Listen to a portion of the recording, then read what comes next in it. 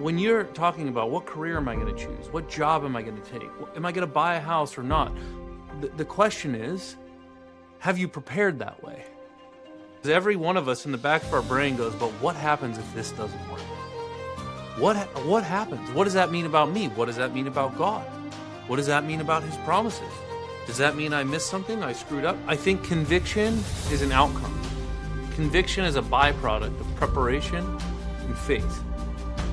But I think oftentimes people will go and ask other people, like people after person after person after person, their opinion, what they should do, because they are too afraid to make a decision. What's God telling you? Right? When in your quiet time, what's he telling you? Because I could tell you something, your mom could tell you something, your wife could tell you something, your dad could tell you something. And at the end of the day, like, none of us are God. I got introduced to the opportunity to just do the next thing. But there was no safety net. There was no parachute. There was no fallback plan. It was just, hey man, you want to play in the big leagues? You want to move right on the curve, right? Like, you can't have your cake and eat it too. So have you ever heard, just send it, just go for it. Trust your gut. You don't need to keep preparing, right? When it comes to thinking about a goal you're trying to achieve or something you're trying to change in your life. Maybe you've heard the other side of the coin, which is, no, you just got to prepare more. You got to learn more. You got to consume more. And then you find yourself, hey, how do I get where I'm trying to go? How do I move forward? How do I achieve this goal? Well, that's the thing that Jake and I are going to talk about today, because it seems to me, and it seems to Jake, that common wisdom usually ends up in one of those two buckets. You just got to trust your gut. You got to send it. You got to go for it. Or no, you got to learn more. You got to go to college. You got to become an apprentice. You got to do all these things. And I have found in my life that there's actually there's like a third path, a third way. And I think, at least from what I can see, that it's a better way. And so we're going to explore what that is today. We're going to explore, how do you actually become decisive, right? Decisive in a way that's productive, in a way that actually moves you, as we say, right on the bell curve. And so with that, Jake, thanks for being here. Excited for another conversation. Yeah, man. No, I really appreciate it. And I feel like for people listening, I know for you as well, it's like we're every single day we're faced with decisions. And some of them may weigh heavier than others. Whether you know it or not. Um but that's kind of like, just for some example, would be like, for me right now is we're moving from Montana to Florida, as probably some people know by now. And that's a pretty big move. We made that decision already. But the next decision that has a lot of weight on it is, what am I going to do for work down there? I currently work for construction, or for a general contractor. And there's a decision that has to be made for what I'm going to do down there for me, right? So given the time constraint and some other aspects of making that decision, I seek some counsel. I was like, what should I do? And that's where you hit it right on the thumb. There's one person that's telling me, oh man, just send it. You'll figure it out when you get down there. Like it'll all be all right. Which is honestly probably more where I lean if I were to pick one of those two lanes. It's like I'm a little bit more, head in first, kind of jump into it. Um, and then there's the other side, like you said, the indecisive person. That's like, yeah, you know, maybe just wait and figure it. It'll come to you, and like, just, that sort of style of thinking. And then it just got me thinking, like, there's got to be something else here, and that's when we started talking about the decisive person of like, when I think of the decisive person, I think of somebody who's making like a swift decision that, I'm sure people listening, I'm sure people as well, that's like, it's just like the way they communicate is just like, it's like they have it all, they thought of it, and they're like, well, of course this is the path you should do based on XYZ. And you're like, how did I not think of that? And it's so clear, and we know those kinds of people. And I guess that's like you said, that's what I really want to have the conversation about, is how does this decisive person, how do you become more like this decisive person, and what does it take to make these kind of decisions? Yeah, well, I think we're all faced with We're all faced with those kinds of scenarios throughout our life. And I've said for some time to people that I know well that one of the things that I can always see is people who tend to experience the most success. And we don't need to get into exactly how we measure that, but just say if we're measuring success by attaining the goals that they're after in this context, one thing they almost always have in common is they make decisions quickly. They are decisive. And the question then becomes, so then is the answer to just, go for it, to just jump, um, or is there some preparation that comes into that ability to be decisive? And I think from my standpoint, I hearken back to this idea of the investor's approach, because I think you can learn so much about life. One of the things Warren Buffett always talks about is that investing isn't, he says something like, listen, if you had to be smart to be a great investor, everybody with an IQ of over like 130 would be rich, but they're not, because investing isn't about how smart you are in your brain. It's about how well you understand emotional control and human behavior. And so, as we look, as it comes to this idea or this concept of being decisive, it's like, well, I don't think that the decisiveness is as much about what they know as in terms of like facts and figures as it is that they know enough to have a level of emotional control, emotional fortitude, emotional confidence to make a move. And so why I wanted to hearken it to the this idea of investing is because, like, think about if you're going to invest $1 million in, let's say, a stock. This idea of just send it would be really foolish. Don't do any research, don't look into the company, don't look at any of their financials, just trust your gut and send it. Are there people who do that and it works out okay for them? Yeah, but that's like going to the casino and like playing roulette. I mean, it's not a model for success for the masses. On the other side, if somebody just said, "Hey, man, like I got to research this thing, I got to learn this thing, I got to know this thing to the point where I'm 90% sure this is a safe bet, or I'm 90% sure this is going to work out," well, then you're probably going to do not very well either, right? And so an investor is going to go out and they're going to do the due diligence, they're going to do the research, they're going to come up with a thesis, and then they're going to go and they're going to understand, like, I'm never going to get to the point where I'm confident 90% or 100% that my thesis is right. And there's not like there's a fixed percentage, but let's say it's 75%. They're going to get to this point where it's like they spent decades learning enough, or years learning enough, so when they do the research on this company, they can get to 75% confidence in their thesis. And then it comes down to they have the guts or not, right? And then let's say they have the guts to buy it. Then they get gut punched when let's say the stock drops 25%. And then it becomes emotional again. It's like, do you cut tail, sell at a loss and run, or do you actually still believe your thesis and do you stick with it? And so I say all that to say that I think my opinion is that decisiveness, it's just like when you watch a professional athlete in a game, man, you see what he does or she does for a couple or 3 hours or 4 hours on game day. But the only reason that they can do that, the only reason that they got the confidence to go up there and face a guy throwing 100 miles an hour, thinking that they're going to get a hit, thinking that they're going to be successful, is because, man, they spent most of their life up to that point preparing, getting ready, practicing, dealing with the emotional toll of the ups and the downs and the wins and the losses and the failures and the successes. And so for me, I think, and this I said to you offline, I think very often we come to people, we try and give them advice, but we're not giving them advice always fully understanding, like, how much preparation have they done, right? Because yeah, you can give somebody, like, let's say that somebody's propensity was to just research something to death. Well, then telling that person, hey, you just gotta, like, if you don't feel confident, you got to get to the point where you know more, is probably not very helpful. Whereas if you're talking to somebody who has a tendency not to do much research at all, then telling them to just send it and go for it might not be that helpful either. And so I think for us, that's why, like, it's really hard to just give blanket advice. It really comes down to, hey, Jake, as you think about your career, as you think about your move, as you think about buying a house, as you think about all these things, what's your thesis? And what have you done to get yourself, let's say, 75% confidence in the thesis? You can see it.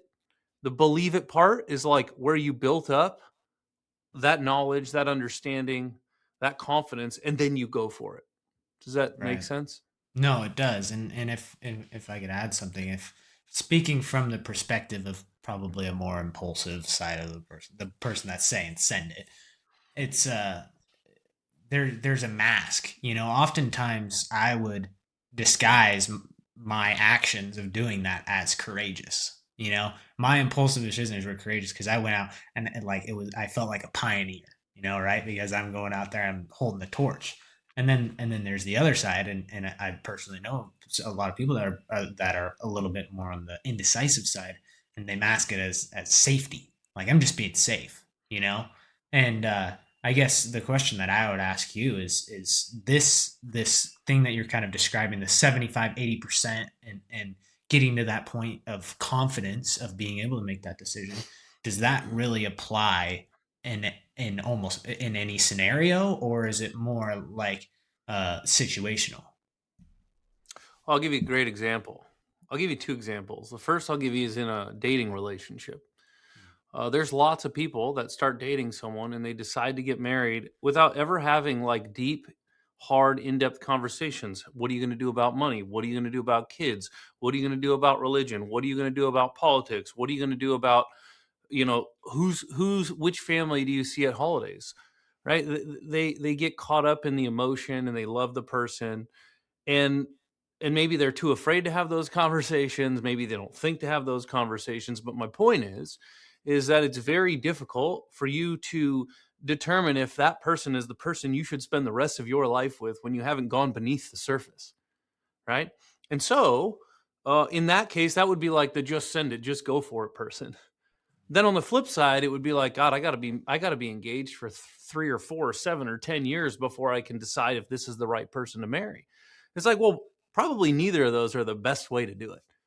Probably the best way is to use common sense and to just say, hey, let's go deep. Let's make sure that we're compatible. We're not going to agree on every single thing, but let's say, again, this is an arbitrary amount. It's not real, but everybody listening to this understands the point, which is, hey, when I get 75% confident, as long as there's not like an absolute, you know, uh, deal killer, let's say, then I feel pretty good. And at the end of the day, the other 25% is faith.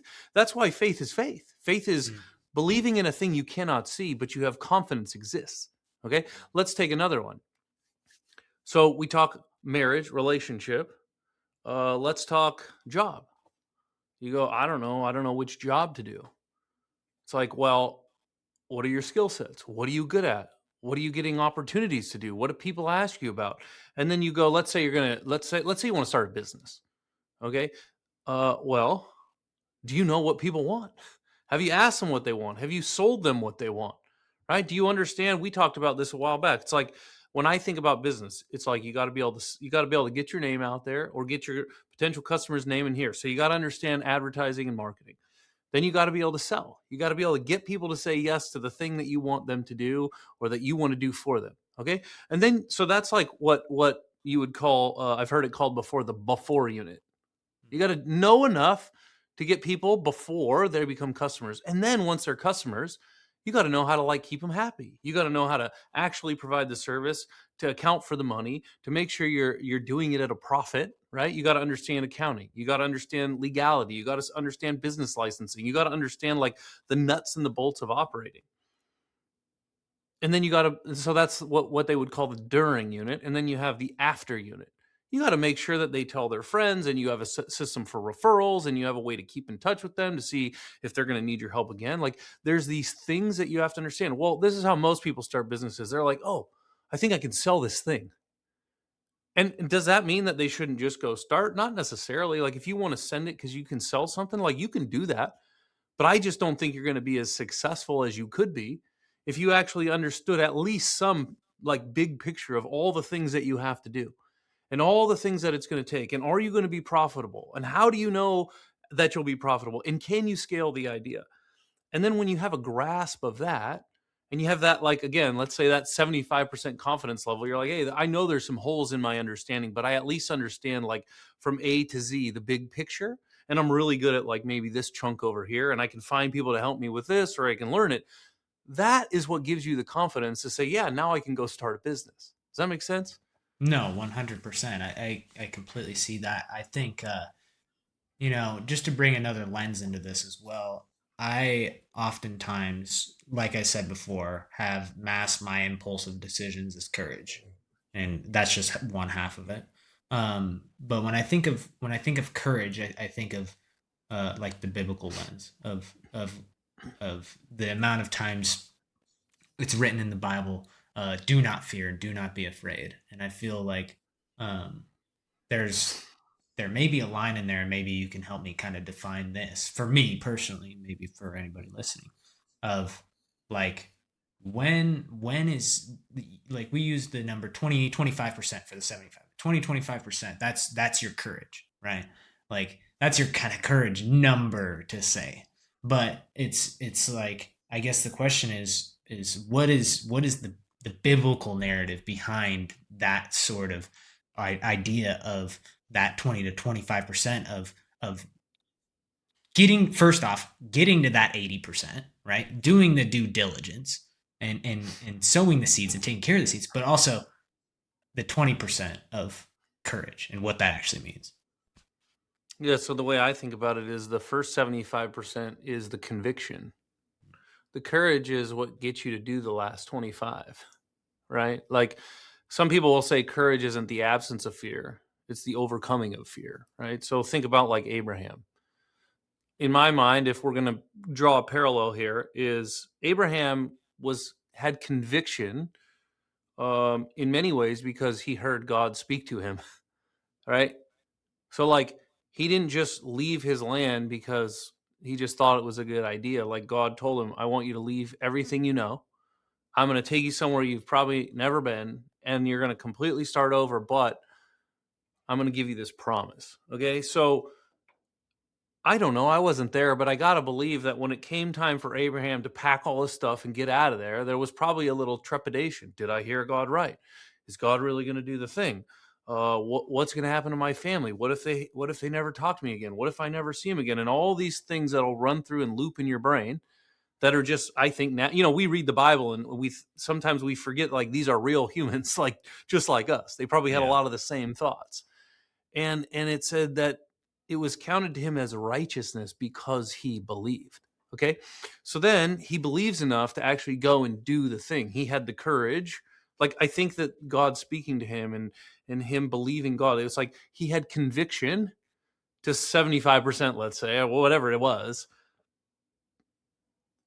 but he had to have courage, faith, to actually go and do it. And so I think you could give story after story. Think about King David. He's anointed king at 15 or so. And he didn't become king for 15 more years, Mm.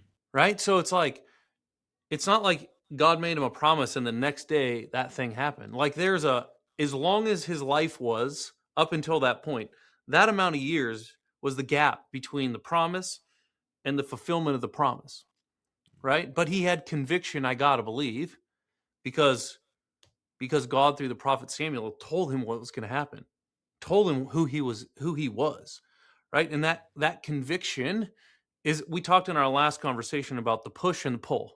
Think about Abraham, right? There's probably a point in his journey where he's got to find it inside to push through hardship, to push through the point where it makes no sense, like when he's about to sacrifice his son, Mm. or King David when he's going through 15 years of wandering and battling, and Saul trying to kill him, and he's doing crazy things, and it's like, the, what's fueling the push?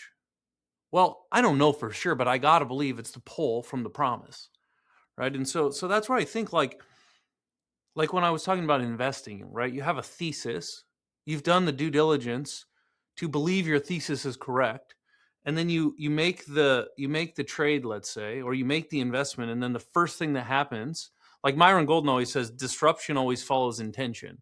So in this case, you intend to make a good investment, you make the investment, and often what will happen right after that is disruption. The price will go down, or there will be some emergency or something that happens because it's testing our conviction. It's testing our courage. It's testing our willingness to see it through. And that's where most people, well, a lot of people never get to the point where they make the trade in the first place. But The people that do, a lot of them will bail right after the disruption comes, right? If you think about Abraham's story, that's what happened. God made him a promise, he went, and then there was disruption. He thought he had to sacrifice his son. King David, same thing happened, right? In a different way. And so go back to the marriage example that we used earlier. It's like, well, how many times have you heard this? People are all lovey-dovey.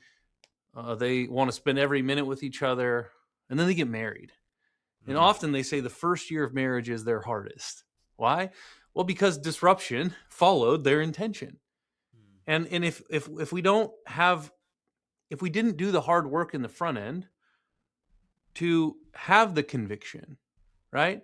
Then when it comes time to push through hardship, it gets really hard because there's nothing pulling us. So I don't know. That's what comes to mind as I think through it and answer the question. No, it does. I'm writing it all out. I'm writing a little tree in my brain right now. Is if we were to go back to the original question of really how do you become decisive? What does it mean to be decisive? I just wrote down one thing. It's decisiveness is conviction plus courage.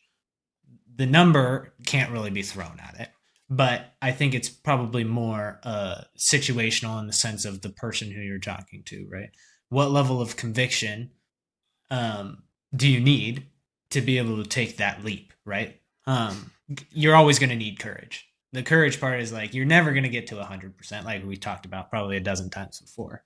But that conviction is built from your due diligence, like you said.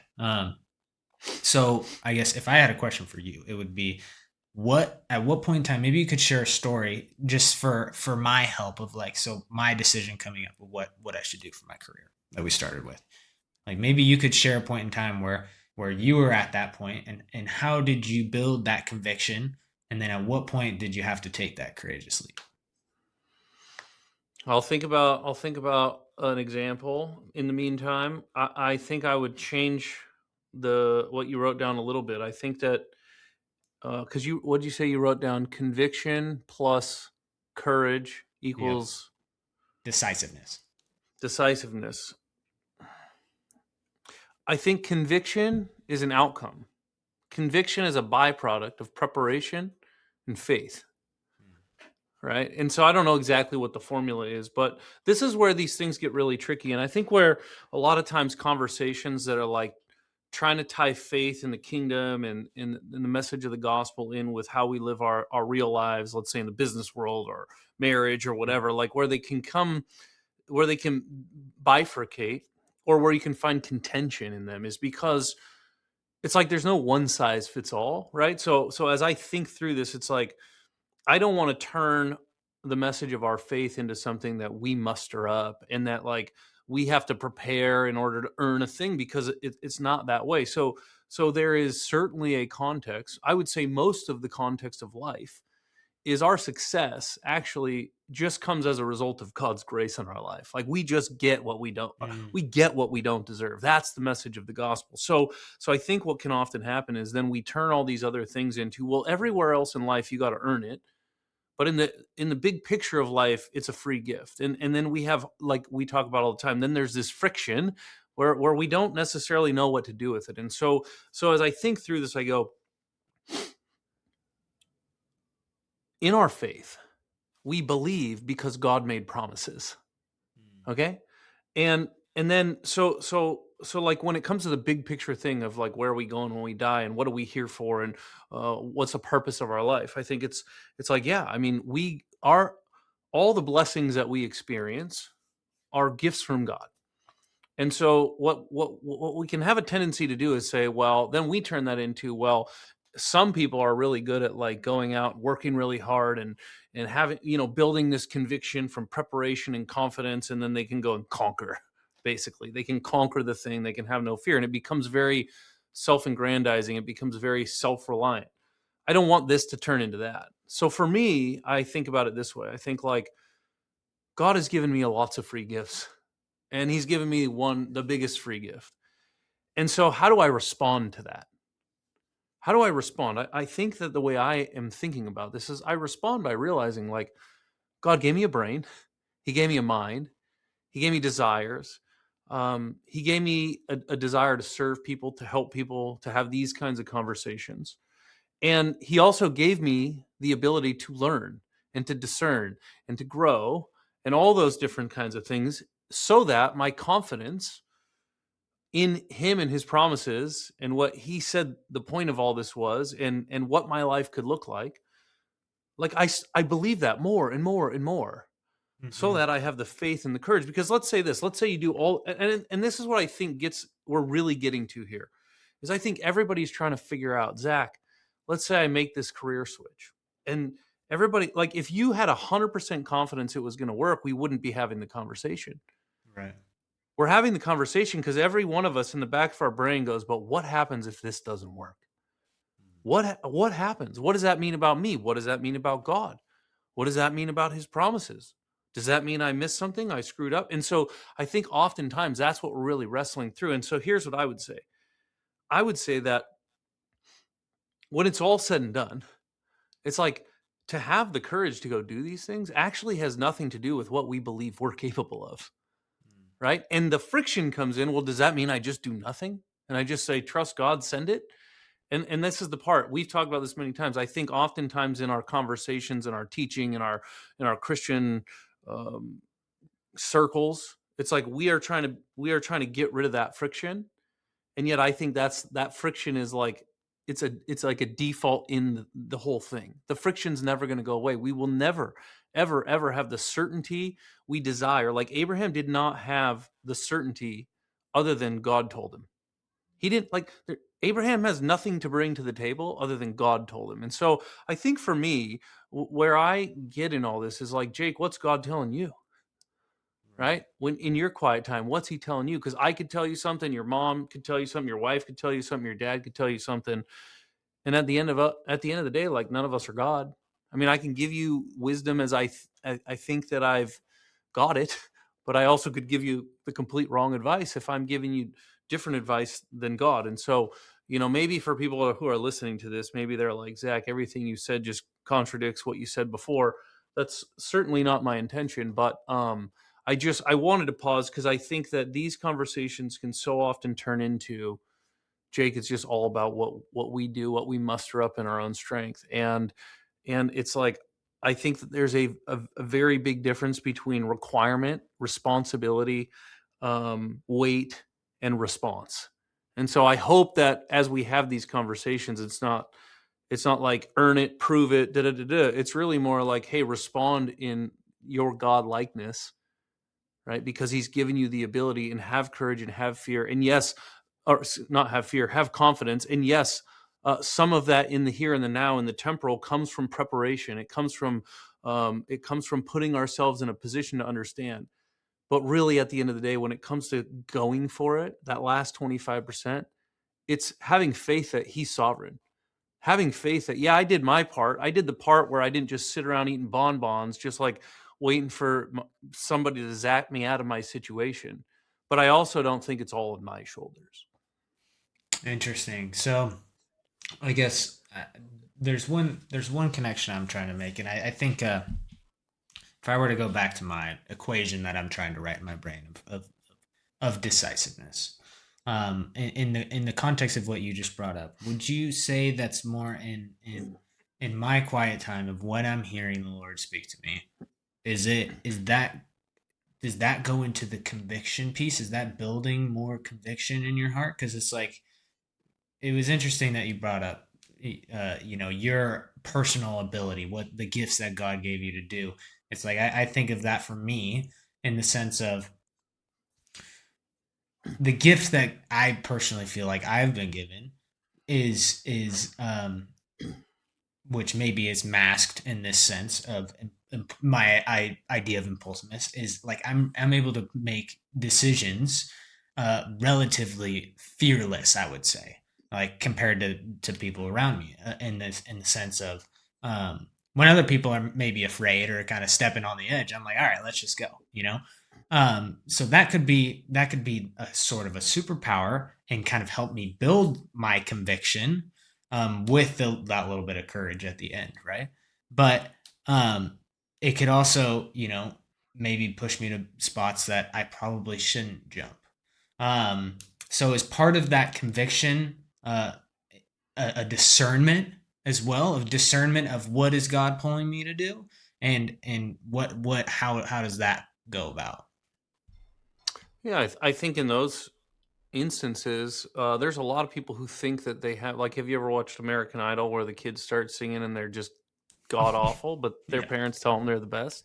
There's a lot of people who think that they have these superpowers that they don't actually possess. I'm not saying that's you in this case, but Right. it's like, well, how do you know? Well, you got to judge a tree by its fruit.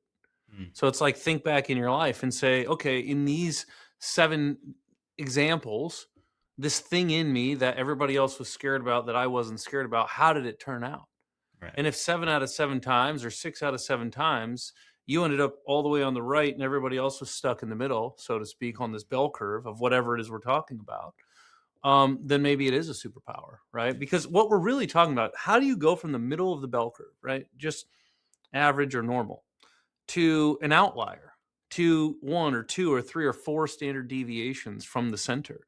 You certainly can't do it doing what everyone else has done, right? And so a lot of what I want this to be is not necessarily saying there's anything inherently wrong with being in the middle, right? It's just to say, like, I think I shared a video with you. It was Dr. Ben Hardy, and he was talking about when you get to, it's funny because he's talking about the bell curve. He's talking about scaling all the time now. And he goes, by the time you get a few deviations out from the center or from the average, he goes, what the research tells us is you can usually only make it 1 standard deviation away from where you currently are, because your mind can't actually comprehend, like, even participating in, let's say, 2 or 3 standard deviations from where you are. So a lot of what I want to do here is just, to the degree I'm capable or able based on my life's experience, to say, like, hey, I want to, like, when I was your age, I got to be around some people who literally opened my mind to things that were possible that I had never even thought were possible.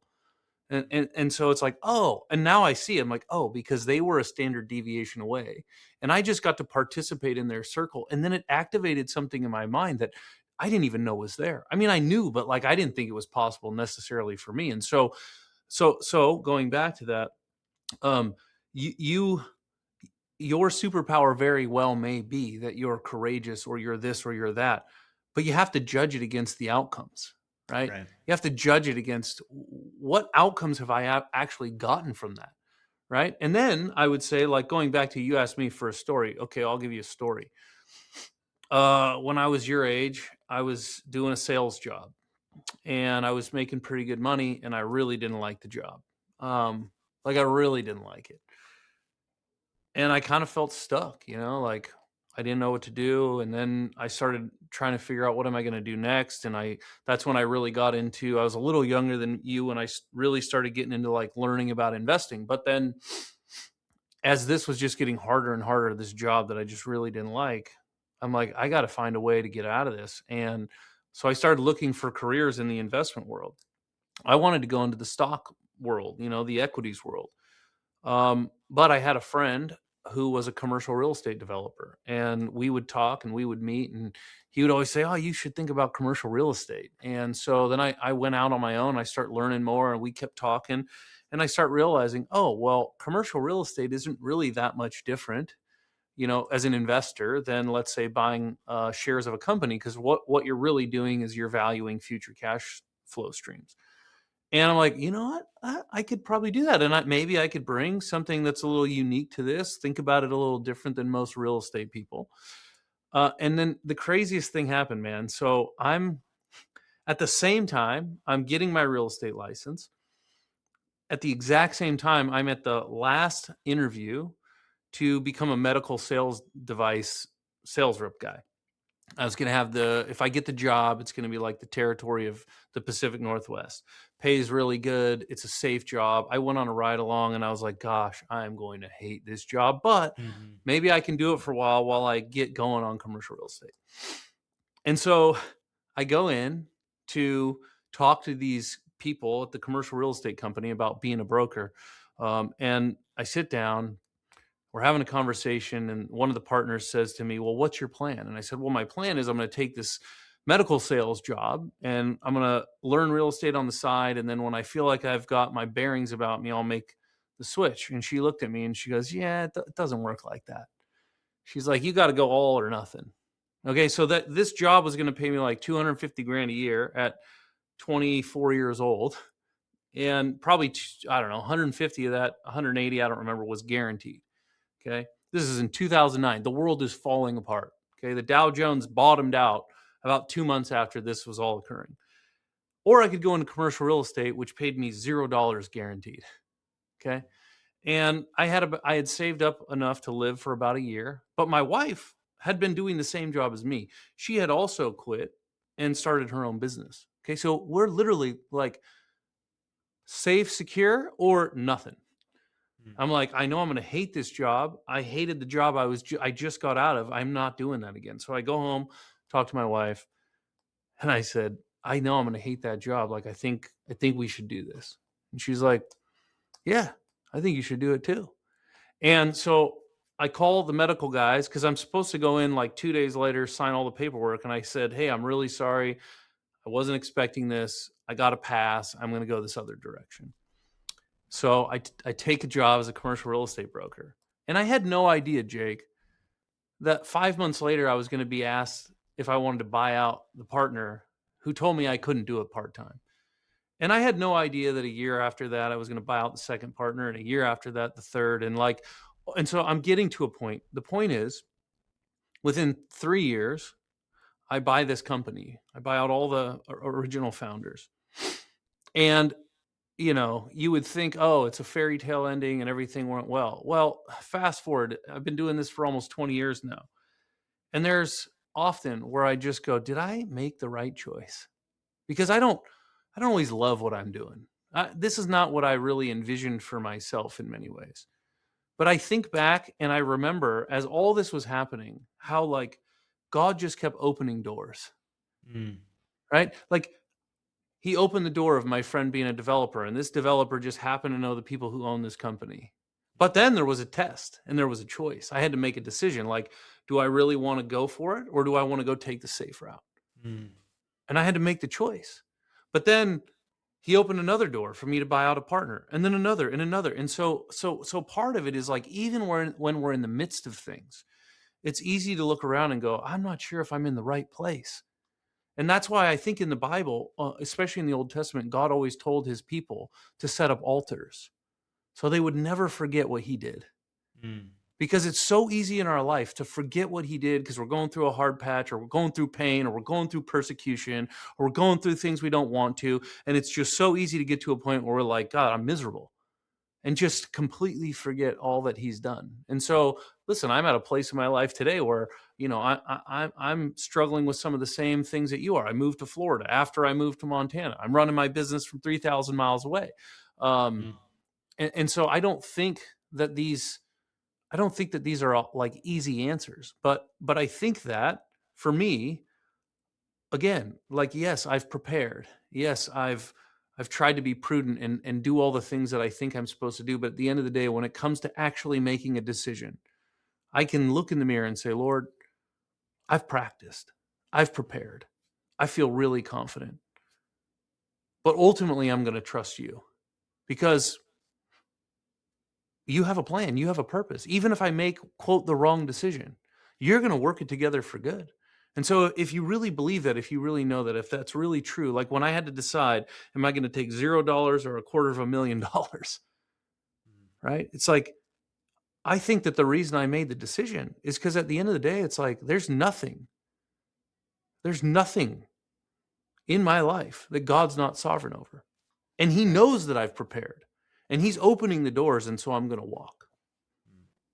Yeah, that's really interesting. There's one part of that story that actually fascinates me, and I think there's one more part I want to talk about. Maybe we can finish with this, and it's you talked about fruit. We talked about how fruit is kind of bears the image of the decisions that they're kind of that people are making, right? Or for me to look back at how I've made decisions, whether it be impulsive or speculative and indecisive. And what kind of those decisions, what kind of fruit did those decisions bear? And the reason why I bring that up is because in that story that you shared, there was the partner that said, "Oh no, you can't have one foot in and one foot out." Hmm. And I guess the question for you and for what I would be working through, because for me it's like I'm 24 years old. There's probably not a lot of long term fruit I can now analyze the decisions I've made. So it's like the two next steps that I should probably do, which I mean I should probably do first before making the decisions, is one would be to invite God into the situation, right?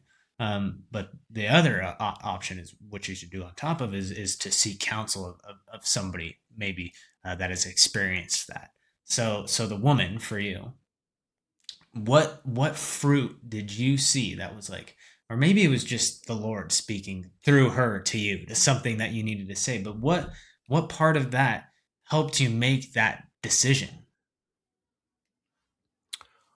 Uh, that's a good question. I think that I just inherently knew from my life's experience that to really be great at something, you can't be doing everything, right? Like, you know what? Because for me, because I think the way can answer that question is maybe a little deeper. It's this. It's like at that point, what did I recognize from my own life that made me think, man, I think I can do this. I think that this is going to work. And I go back to, and I know I've referenced this a few times, but for me, it was very pivotal. It's like my sports, man. I knew like I had committed my life to just like grinding whenever everybody else, not everybody else, but a lot of other people were screwing off. And I got to see like I was team captain of my high school baseball team. I was team captain of my college baseball team.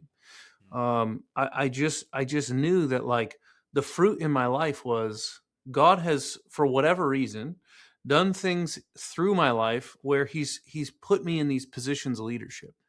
So, like for you, you said part of your superpower is you think you can do things when other people are afraid.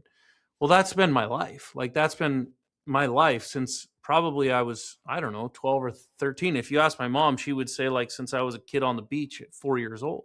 Yeah. And so for me, I was able to look back and I was able to say, like, I know when I did this baseball thing, if I wasn't talented enough to do baseball and football and basketball and track or whatever else, like I had to focus on baseball. And I played other sports, but like by the time I got to high school, that was my sport. There's other people who are more talented than me that can do them all or whatever. But so like I knew my own limitations in that way. And so when it came to her and she says, "Hey, you just got to go all in or nothing." It's like, well, I knew because I had read all these books about Warren Buffett and all these guys. It's like, well, they were all the way in. I knew from my baseball experience that like I could have never gotten to where I did in baseball if I was trying to play three other sports. And then I'm like, I've been on this ride along. I see how much travel they do. Like, it's just part of it was common sense. So here's the thing: fear, right? Sometimes you're afraid to go do the research. Most of the times, you're afraid to make the decision, right? And so for me, when it came down to that time, it's like the medical thing was just it was just from the get-go, it was like I'm going to do this until I find the next thing. And then I got introduced to the opportunity to just do the next thing, but there was no safety net. There was no parachute. There was no fallback plan. It was just, hey man, you want to play in the big leagues, you want to move right on the curve, right? Like you can't have your cake and eat it too. And so here's what if we go this is going to take us all the way back to where we started. I had to be decisive. I had to sign the paperwork in 2 days or I had to say I'm doing this the next day. Okay? But I had spent the last 4 years up until that point preparing to make that decision. I didn't know it, but that's what I was doing. And so that's why I say to you, when you're talking about what career am I going to choose? What job am I going to take? Am I going to buy a house or not? The question is, have you prepared that way? And if you haven't prepared that way, like thinking about it, well, what other experiences in your life have prepared you to make that decision? Because, like, let's say it's buying a house. We go back to a few conversations ago. If you're like, honestly, none, then it's okay to say, I'm not going to buy a house right now, but I'm going to spend the next 3 years preparing for that decision, or the next 12 months, or the next 6 months, or whatever it might be. um, I don't know if that's helpful, but that's how I think about it. No, that's super helpful. And one last thing that I'd like to add on to there too is for maybe somebody listening, and for maybe for me for sure, is I've applied this pretty regularly. Of like when I get into positions where um, I feel nervous or unsure of what the results would look like, one of my steps into um, kind of building that confidence or conviction would be to ask for advice from people who have likely experienced something similar to that. And going back to what I brought up earlier about the fruit, it's like usually a step to that is, like you said, analyzing the fruit of the people you're asking. That's honestly a huge part where we're sitting here and talking right now, is because I see the fruits that has aroused from your life, or that you've built, and I enjoy having these conversations and talking about these things, because it's like your advice is very valuable to me. Same as if I were to look at somebody else for some other advice and ask them for that. It's like, I know one thing that we've talked about probably a dozen times before is take advice from the people that you want your life to look like. Um, and in that sense, that's kind of what I'm thinking in the back of my head too, is like, to help build that conviction. It's like maybe there's a person that's been down that road, that the lady for you that was like, you know what, Zach, I don't think you can do 1 foot in, 1 foot out. And I think you should do all in on this. And I think that you have what it takes to run this business, right? Because with it, I mean, she knew that probably when she hired you on, right? Or basically at that point in time, because 6 months later, she offered you the business, or offered to, buy and get bought out. So yeah, I don't know if that makes sense either, but that's kind of what I was thinking about too. Yeah, well, I think what I saw in her was she had accomplished all the things that I set out saying I wanted to accomplish, in Mm, that profession. And so, and they had a good reputation. They had been in business for 25 years, or something like that. And so again, it's like, do you want to take advice from the guy who's like, well, I learned about this stuff on watching YouTube gurus, or do you want to take advice from the person who spent the last 30 years doing it, and had the actual tangible credibility? And so for me, that's part of why I tell people that all the time. It's like, take advice from people whose lives look the way you want yours to look, because most people, like, oh, it's so hard. Again, this is friction. The Bible talks about there's wisdom in a multitude of counselors, and that's true. It also says, like, don't go to war, oddly enough, without counselors. right.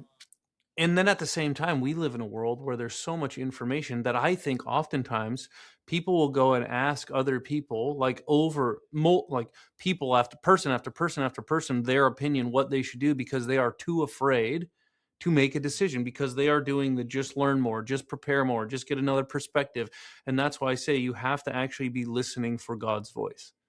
I knew in my spirit God was telling me, Zach, if you take that medical job, it's just going to be more of what you just got out of. You walked into the first hospital and you're like, I don't want to be here. It feels oppressive. It feels dark. It feels dreary. I'm not saying it is. It's just, for me, that's what I felt. And so that's where I think, like, this is not standardized advice, Right. right? This is like, listen, man, that's part of the problem. Part of the problem is we try and turn it into everybody who's a guru has all the answers for everybody else. It's like, well, that's not how God created this whole thing to work. Hmm. Are there certain wisdom principles? Yes. Is there certain, like, the Bible also says his people perish for lack of knowledge. Is it important to get knowledge? Yeah, but it also says that knowledge puffs up. So it's like, well, when you're out there and all you're doing is consuming more content and more information, there's a high probability that if you're not doing something with it, you're probably just getting puffed up, but you're trying to convince yourself that you don't want to die, so you need more knowledge, right? Again, this is the friction part the solution to is, you got to listen for what he's telling you. You got to read your Bible. You got to pray. You got to be quiet. You got to commune. You got to actually pay attention to what you're sensing inside. And then when he tells you, when you feel like it's really clear to you what he's saying, like, do it. Do it. Don't ask another person. Don't ask for more confirmation. Don't read another book. Don't watch another video. Just say yes and do it. And I think that's often what we're missing. So to me, it's again, how can you be decisive enough to do that? You have to have spent the time ahead of time, right? There are very few times, I think, and I could be wrong, but I think there are very few times where God's just going to stop you in the moment and go, no, or yes. It will happen, I'm sure. But I think most of the time, it's like in that quiet time, in that preparation, in that listening, in that working, in that communing. Like he's like cultivating so that when the decision time comes, it's clear. That's really good. That's really good. Yeah, maybe we could leave it at that. Yeah. Well, everybody, appreciate you being here. Appreciate you listening to this conversation. If you have any questions, we'd love to have you leave them in the comments and we'll do our best to respond. If this was helpful, we'd love it if you'd share it with a friend. And we'd love to have you subscribe to the channel. We'd love to, get these conversations out to a wider group. Hopefully, help some people, who are on life's journey. Trying to move to the right. And you can always check out our website, kosturos.com, kosturos.com. We actually just posted this finally on Apple and Spotify. So if it's easier for you to listen to these on an audio platform, you can find us there as well. Just search for Move Right. That's the name that we gave the podcast. And we'll see you next time.